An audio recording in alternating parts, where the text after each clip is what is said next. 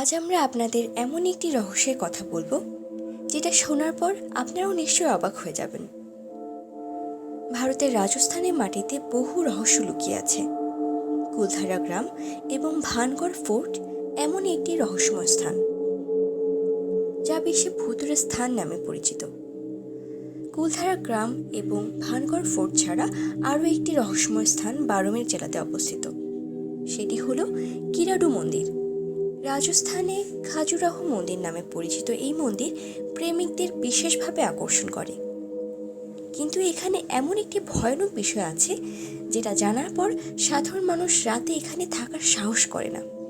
বিষয়টি হলো, সন্ধ্যার পর যদি কেউ এই কিরাডুর মন্দিরে থাকে তাহলে সে পাথর হয়ে যায় বা তার মৃত্যু হয়ে যায়। কিরাডুর এই গল্পটি বহু বছর ধরে প্রচলিত। পাথর হয়ে যাওয়ার ভয়ে পারতপক্ষে সন্ধ্যার পর এখানে কেউ আসতেই চায় না।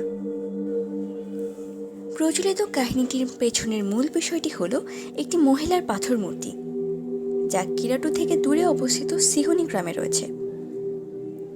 বহু বছর আগে কিরাডুতে এক সন্ন্যাসী এসেছিলেন।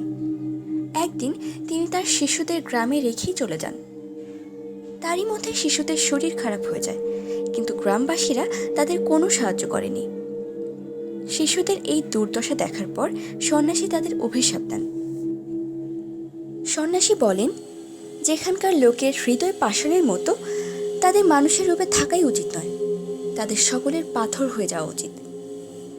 এক মহিলা শিশুদের সাহায্য করেছিলেন, তার জন্য সন্ন্যাসী তার উপর দয়া করেন এবং তাকে বলেন সে যেন সেখান থেকে চলে যায়, অন্যথায় সেও পাথর হয়ে যাবে।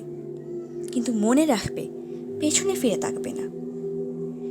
কিন্তু গ্রামে যাওয়ার সময় তার মনে সন্দেহ হয় সন্ন্যাসীর কথা সত্য না মিথ্যা।